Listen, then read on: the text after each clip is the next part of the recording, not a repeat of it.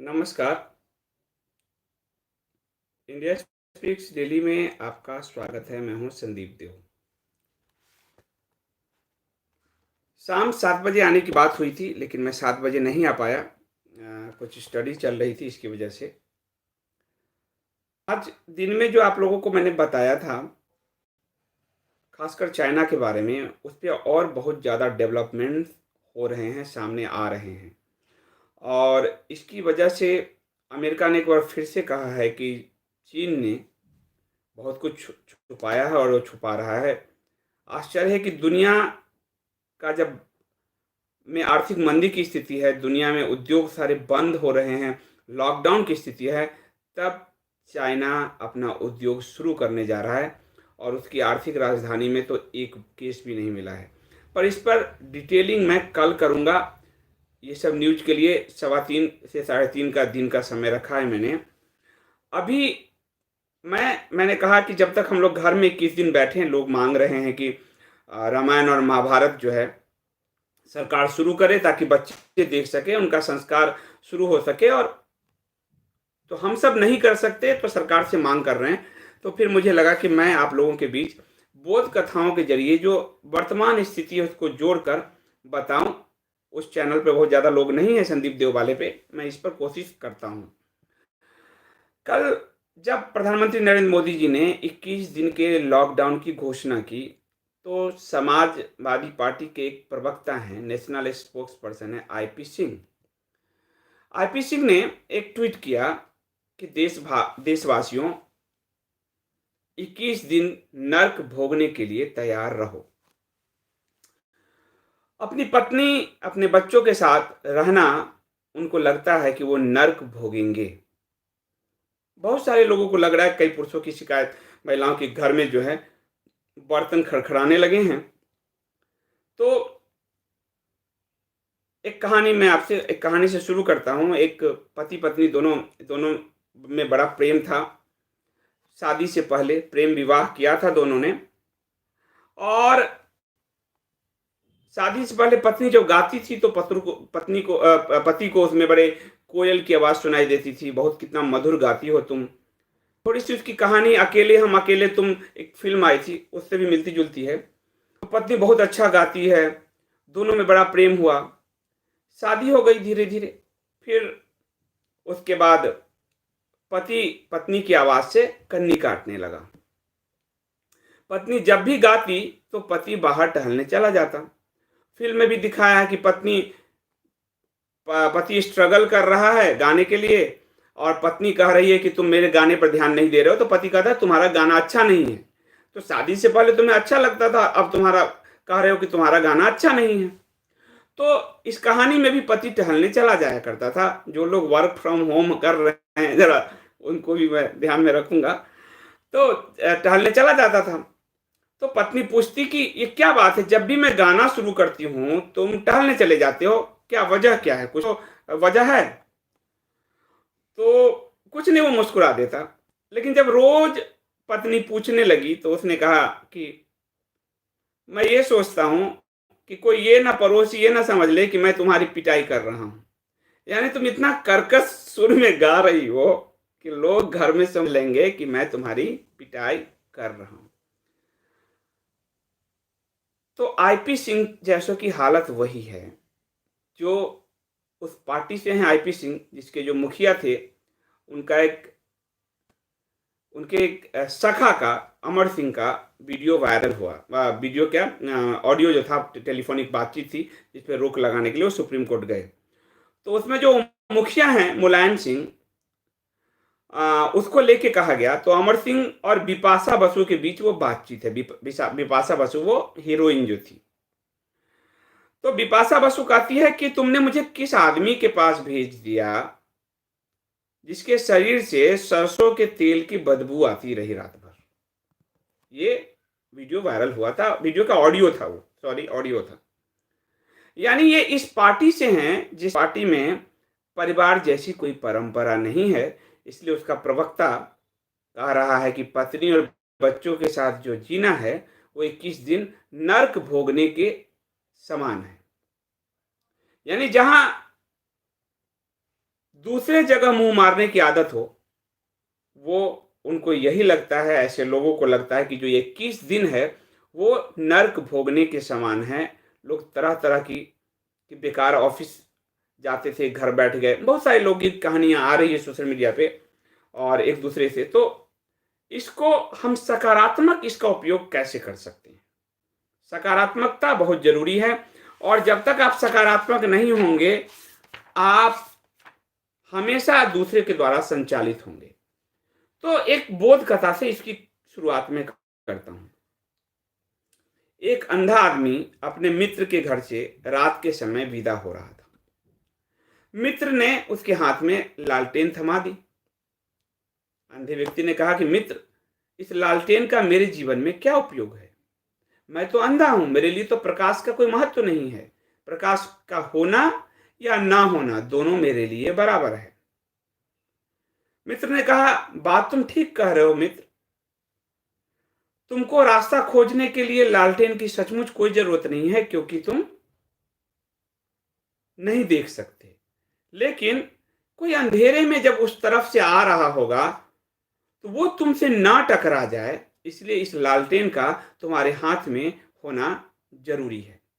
उसने कहा, यह बात तो मैंने सोचा नहीं कभी। तो उसने कहा, धन्यवाद मित्र, और वो लालटेन लेकर चला। वो अंधा आदमी लालटेन लेकर जा रहा था, गुजर रहा था, जंगल पड़ा। इतने में एक दूसरा व्यक्ति उससे टकरा गया। उस व्यक्ति ने कहा, अरे भाई, अंधे हो क्या?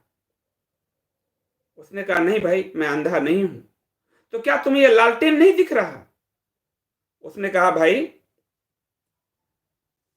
तुम्हारे लालटेन की बत्ती बुझी हुई है। यानी अंधे के हाथ में आप प्रकाश भी दे दोगे तो उसे पता नहीं है कि वो प्रकाश जल भी रहा है या नहीं जल रहा। जानकारियों का बोझ लेकर लोग जो चलते हैं, उधार का ज्ञान लेकर लोग जो चलते हैं, उनको असल में ये पता नहीं होता कि वो जो जानकारी है वो उनके लिए बोझ बन गया। वो अंधा गुस्सा हुआ, क्रोध से भर गया। क्रोध क्यों? जिस वक्त अगर कोई उसके हाथ में लालटेन नहीं दिया होता और कोई उसे टकराता तो वो कहता, माफ करना मित्र, मैं तुम्हें देख नहीं सका क्योंकि मैं अंधा हूं। लेकिन वो लालटेन की जो उसके हाथ में था, भले वो बुझा हुआ लालटेन था, उसने उसके अंदर एक अहंकार पैदा कर दिया कि अब तो रोशनी उसके पास है, हालांकि आंख उसके पास नहीं है। पर उधार का जो ज्ञान होता है, उधार की जो जानकारियां होती है, वो किस तरह से अहंकार से भर सकता है, वो एक उदाहरण है कि वो अंधा आदमी उस बुझे हुए लालटेन के बाद से अकड़ गया और उसने कहा, तुम देखकर नहीं चल सकते क्या? बुझे लालटेन के साथ। और वो क्रोध से भर गया। अब जो उधार का ज्ञान है, जब तक आपके अंदर वो आंखें नहीं हैं जो प्रकाश को समझ सके, तो उधार का ज्ञान बहुत दूर नहीं चलता। उधार की लालटेन, अगर आंख में रोशनी नहीं है तो उधार का लालटेन बहुत दूर नहीं चलता। वो लालटेन आगे जाके बुझ जाएगा तो भी आपको पता नहीं चलेगा। उधार के ज्ञान में जब कोई तर्क वितर्क को दूसरी तरफ मोड़ने लगता है तो फिर झुंझलाहट पैदा होती है, ये तो हमने सोचा नहीं। और उधार का ज्ञान हमेशा अहंकार देता है। इसलिए भारत की जो आध्यात्मिक परंपरा है उसने अनुभव पर जोर दिया है। इसलिए इस परंपरा में जो ऋषि शब्द है वो दुनिया के किसी भी भाषा विज्ञान में नहीं है। ऋषि वो थे जिन्होंने अपने अंदर ही ब्रह्मांड को देखा। ऋषि वो थे जिन्होंने ईश्वरत्व का साक्षात्कार किया, खुद ईश्वर हो गए। यानी खुद के अंदर डूबना, खुद को जानना, सबसे पहले खुद से परिचित होना। और फिर उन्होंने जो शास्त्र लिखे वो इनके अनुभव पर थे, लेकिन बाद में होते होते वो उधार के ज्ञान में तब्दील होते गए। इसीलिए भारत में, भारत के शास्त्र में, भारत की आध्यात्मिकता में, हिंदू धर्म में विकास यात्रा है शास्त्रों की। वेद का जो कर्मकांड है, कर्मकांड के रास्ते जो जिन्होंने चलना चाहा, वो उन्होंने फिर ब्राह्मण ग्रंथों का विकास हुआ। जो ज्ञान के रास्ते चलना चाहा उपनिषदों का विकास हुआ। उपनिषदों से जो एक शुष्कता समाज में आ गई, निरस्ता आ गई, मृत्यु पे बहुत चर्चा होने लगी, तो फिर पुराणों का विकास हुआ ताकि आम लोग आम भाषा में समझ सके। महाकाव्यों का विकास हुआ, रामायण महाभारत हम सब जानते हैं। तो भारत की आध्यात्मिकता में ये एक यात्रा थी, उस अनुभव से जिसमें अहंकार नहीं था। वो जानता था कि इस आदमी से किस भाषा में बात करनी है, इसे ज्ञान का दिया। आप कोई फोन ना करे, फोन करने के कारण दिक्कत आ रही है, और यहाँ तो ऑफिस से फोन, ऑफिस यानी घर है, फोन से ही करना होगा मुझे। तो भारत के में जो शास्त्रों का विकास हुआ, वो दूसरे जो के जितने भी मजहब थे, रिलीजन थे, वहां वो उसी धर्म एक ग्रंथ पे टिके रह गए, और उन्होंने कहा कि मेरा ही अनुभव तुम्हारा अनुभव होगा। इसीलिए आप देखिएगा कि उस समय की परिस्थिति के लिए जो था वो आज की परिस्थिति के लिए नहीं है, लेकिन वो उसी भेड़चाल में जी रहे हैं। इसके कारण समाज के लिए एक समस्या पैदा कर रहे हैं। वो कोई भी धर्म हो, कोई भी रिलीजन हो, कोई भी मजहब हो। पश्चिम में देखिए आप इस चीज को, क्योंकि पश्चिम का जोर अनुभव पर नहीं था। मेरा अनुभव, यानी जो तुम, ये आखिरी पैगंबर हैं, ये आखिरी सब मतलब पुत्र हैं, मेरा अनुभव ही तुम्हारा अनुभव बन जाए। तो वो उधार का जो लालटेन थमा दिया गया, उस लालटेन की रोशनी कब की बुझ चुकी है, लेकिन अंधा उस लालटेन को लिए घूम रहा है कि आज भी उसको उससे रोशनी मिल जाएगी, सामने वाला भी उसको देख लेगा, पर वो लालटेन बुझ चुका है। भारत के अध्यात्म से यही सीख मिलती है कि हम अपने अनुभव से सीख सकते हैं। अब उस जब अंधे व्यक्ति को क्रोध उत्पन्न हुआ, अंधे व्यक्ति को क्रोध उत्पन्न हुआ, तो क्रोध क्यों उत्पन्न हुआ? क्रोध उत्पन्न हुआ तो उसने उस सामने वाले को कहा कि तुम देख के नहीं चल सकते। हमेशा याद रखिए कि जब क्रोध होता है तो क्रोध हमेशा दूसरे, उत्तरदायित्व दूसरे पर में ढूंढता है, खुद में नहीं। इसलिए भारत की जो पूरी आध्यात्मिक विधा है वो आत्मचेतना, आत्मज्ञान की यात्रा पर ले जाता है। जब आपके आत्मज्ञान आपको प्राप्त हो जाएगा तो आप दूसरों को दोष देने से हमेशा बचोगे।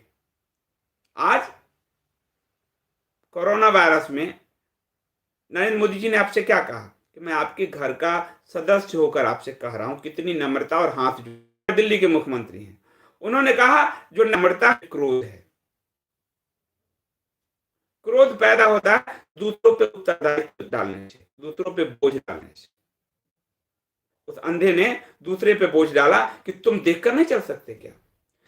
हमेशा जब भी क्रोध उत्पन्न हो, इसको आप अगर परीक्षण करना चाहें तो आप कर सकते हैं। क्रोध जब होगा तो आपके मन में एक विचार आएगा कि किसी भी चीज के लिए दोषी मैं नहीं हूं, दोषी ये है, दोषी सामने वाला है, पति है, पत्नी है, बच्चा है, सामने वाला है, कोई भी है।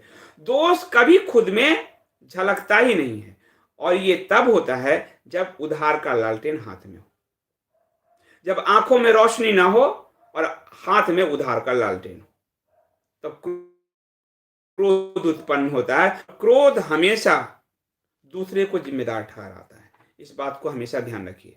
क्रोध कभी स्वयं को जिम्मेदार नहीं ठहराता। इसलिए क्रोध बेहोश कर देता है हमेशा दूसरों पे, और उसकी वजह से परिवार टूटे, समाज टूटता है।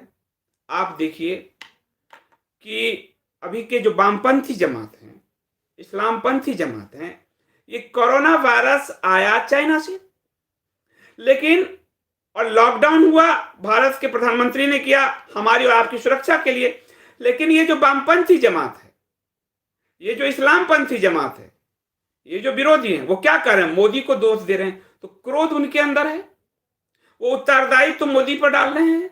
वायरस कहीं और पैदा हुआ है, यानी वो उधार का लालटेन लेकर समाज को रोशनी देने निकले हैं, उधार के लालटेन से।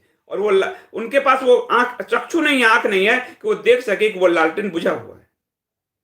जैसे आईपी सिंह कह रहे हैं कि 21 दिन नर्क में भोगो। अपने परिवार को समझना, रहना, या आपकी जिंदगी के लिए प्राइम मिनिस्टर कह रहे हैं, लेकिन आप उसको नर्क बना रहे हो, क्योंकि आपने नर्क ही जाना है। स्वर्ग आपके आसपास कभी निर्मित नहीं रहा। आपके नेताजी सरसों का तेल लगाकर बिपाशा बसु के पास जाते रहे, तो नर्क ही भोगा है पूरा। तो जब नर्क भोगा है, जैसे राहुल गांधी, इसलिए ये चैनल थोड़ा पॉलिटिकल है, तो आपको अध्यात्म में मैं पॉलिटिक्स से समझाऊंगा। उस चैनल पे पॉलिटिक्स साफ मना ही है। तो जैसे राहुल गांधी है, अब भारत ने कोरोना वायरस पर 15 जनवरी को मेजर स्टेप्स ले लिए कि गाइडलाइंस आ गया इंटरनेशनल एयरलाइंस के लिए, और ह्यूमन टू ह्यूमन जो है ये फैलता है, इस पे एक गाइडलाइंस आ गया कि परीक्षण के बाद ही लोग बाहर निकलेंगे एयरपोर्ट से। दूसरी तरफ डब्ल्यूएचओ मना करता रहा, लेकिन भारत ने एक स्टेप ले लिया। अब राहुल गांधी के अंदर ये क्रोध पैदा हो रहा है कि इससे नरेंद्र मोदी के मैकेनिज्म, नरेंद्र मोदी के प्रति से जनता, उनके जनता कर्फ्यू को भी मान ले रही है, नरेंद्र मोदी कर रहा है। तो यानी उसके अंदर का जो क्रोध है वो उत्तरदायित्व तो खुद नहीं ले रहा। जब उनकी सरकार के समय 2008 में स्वाइन फ्लू आया तो 1800 लोग मरे, राहुल गांधी ननिहाल में छुट्टी मना रहे थे। अब आज उनका ननिहाल भी लॉकडाउन की स्थिति में, वहां तो खत्म ही हो रहे हैं लोग।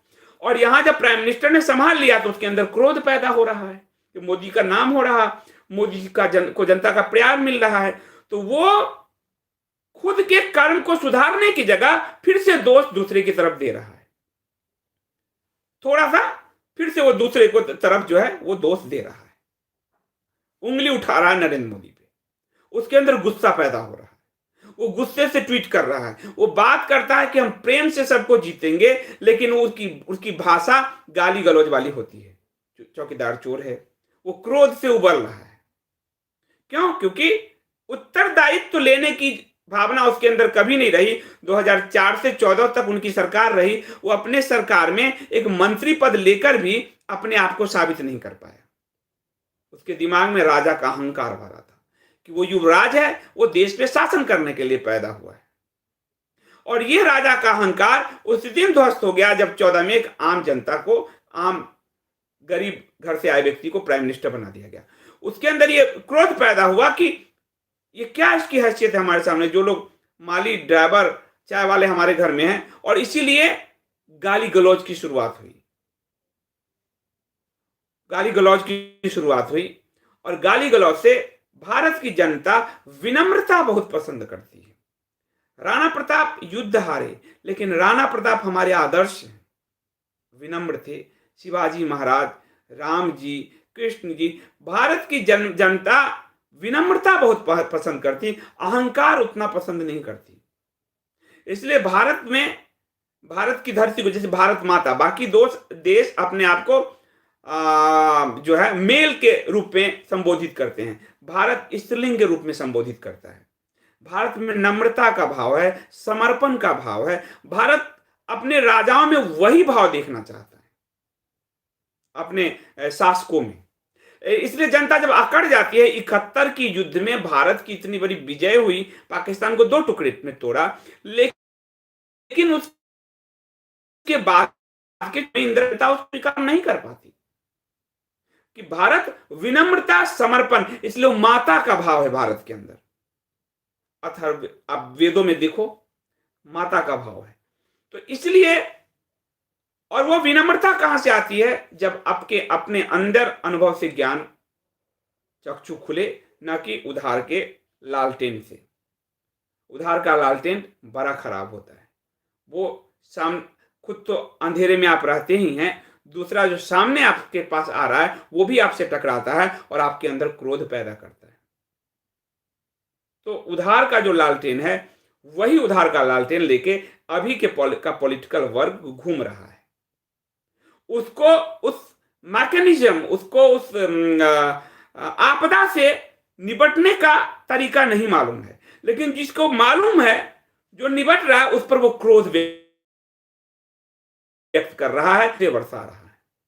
वो कम्युनिस्ट मीडिया ग्रुप हो, एकाएक मीडिया ग्रुप में आप देखिए कि मोदी जी गरीबों का क्या होगा, मोदी जी उनका क्या होगा, घर घर राशन पहुंचाया जाना। एक राजा का गुण देखो कि यूपी में ले लो, जैसे कि डीबीटी के जरिए मोदी को ये बात मालूम था, क्योंकि जनता से आए हैं, कि ये जो संकट है जीवन में आते रहेंगे, इसलिए सबसे पहले बैंक अकाउंट खोला ताकि वो पैसे डायरेक्ट लाभार्थी के पास तत्काल पहुंच जाए। और यूपी में असंगठित क्षेत्र के मजदूरों के खाते में हजार हजार रुपए डाले यूपी सरकार ने, वहां एक 121 करके हेल्पलाइन ट्विटर पे फॉलो करोगे आप, उस पे कहोगे कि मेरे घर में राशन नहीं है, दवा नहीं है, आप मुझे पहुंचा दीजिए, नजदीक का थाना आपके घर पहुंचा रहा है, पैसे आप दे दीजिए जब वो पहुंचाने जाए कि आपको 5 किलो चावल चाहिए, दवा चाहिए।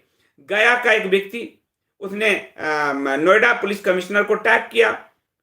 इसलिए जैसी राजा वैसी प्रजा वाली कहानी है कि मेरी माँ नोएडा में रहती है, दवा का बीपी की मरीज है, दवा खत्म हो गया है, राशन नहीं है। पुलिस ने डिटेल दिया, उनके घर पहुंचाया, पैसा फिर उन्होंने पैसे दिए, दवा सारा पहुंचाया, राशन पहुंचाया। ये पहले नहीं होता था। हम महामारी से गुजर चुके हैं, स्वाइन फ्लू हो, डेंगू हो, इन सब से गुजर चुके हैं, और उस जमाने में कभी भी ये स्थिति नहीं बनी, कभी दिखी। क्यों? क्योंकि उधार का ज्ञान सत्ता कांग्रेस ने लेफ्टिस्ट और सबके साथ मिलाया और उधार के प्रधानमंत्री को बैठा दिया, जुड्डाधारी रोबोट को।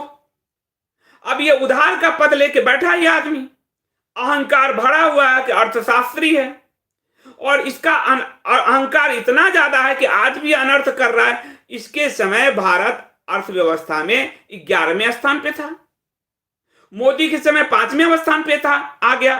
तब भी भारत की अर्थव्यवस्था मनमोहन सिंह के समय अच्छी थी, और अभी खराब है। ये कम्युनिस्टों का, कांग्रेसियों का पूरा एक इकोसिस्टम है।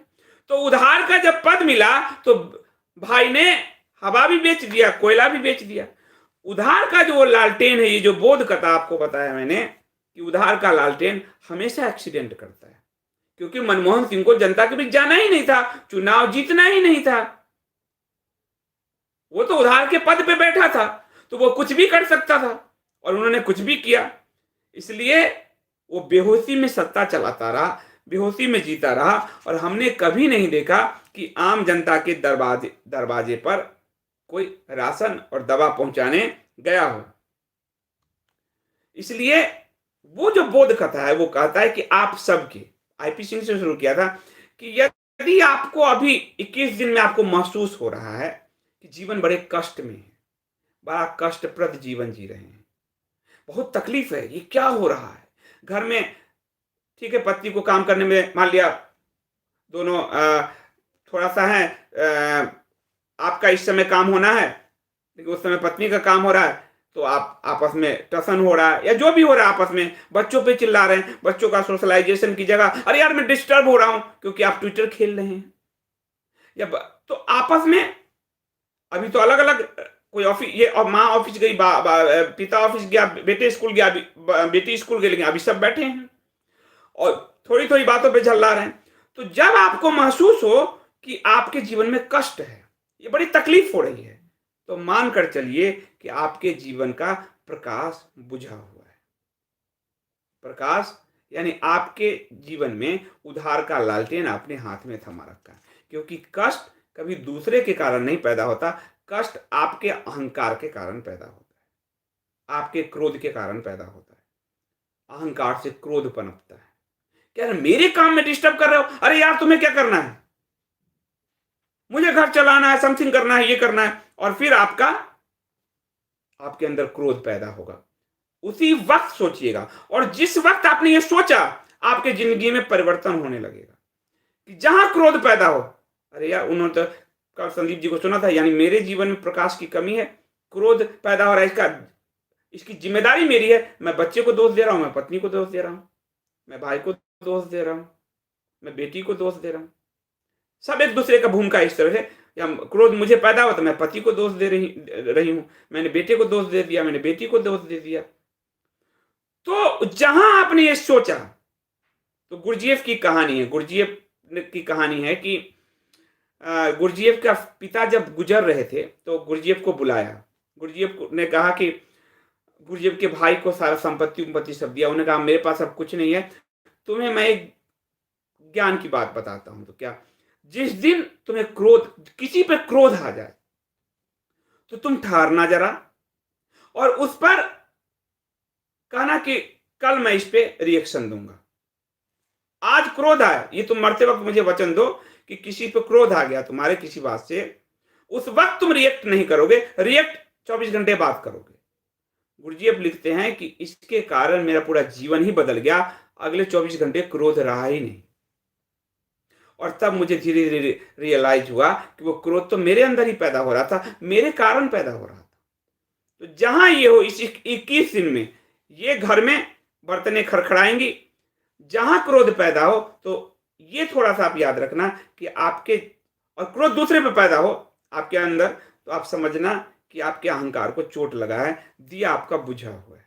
और जहाँ सोचने लगोगे कि यार मैं इनको क्यों दोष दे रहा हूँ, दोष तो मेरा है, उसी दिन ज़िंदगी बदल जाएगी। ये 21 दिन अगर आप कर लोगे, 21 दिन ध्यान में भी 21 दिन का एक पीरियड होता है। 21 दिन मैंने किया हुआ है लगातार शिविर में रह के। तो 21 दिन का एक पीरियड होता है, वो इसको एक सकारात्मक ले लो कि क्रोध पैदा होते ही क्रोध को देखो और जहां आपको लगे कि उत्तरदायी जिम्मेदार आप दूसरे को ठहरा रहे हो, समझ लेना उत्तरदायी तो आपका है, दूसरे का नहीं। लालटेन आपकी बुझी हुई है, पत्नी या पति या बच्चे का नहीं। और जहां ये सोचने का भाव आ गया कि अरे ये अरे तो अरे ये तो आप उसी वक्त से चेंज होना शुरू हो जाओगे, उसी वक्त से। ये 21 दिन आपको मोदी जी ने एक अवसर दिया है। और आखिरी बात कहूंगा आपको कि अच्छा, हमारे शास्त्र में कहा गया कि अच्छा गुरु वही है जो तुम्हें आंख दे, तुम्हें शास्त्र ना दे, तुम्हें उधार का दिया ना दे, उधार का लालटेन ना दे। इसलिए भारत ने ध्यान विकसित किया, भारत ने योग विकसित किया ताकि आप अपनी यात्रा खुद कर सको, ना कि कोई पैगंबर का अनुभव आपके काम आए, ना कि किसी गॉड के पुत्र का अनुभव आपके काम आए। उसका अपना अनुभव है, मेरा अपना अनुभव है।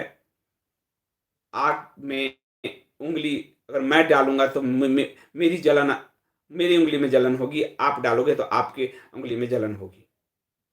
ये अनुभव विकसित करने के लिए गुरुओं ने भारत की पूरी परंपरा में जो दिया वो चक्षु दिया, आपको आपको अपनी आंखें दी, कोई शास्त्र नहीं दिया।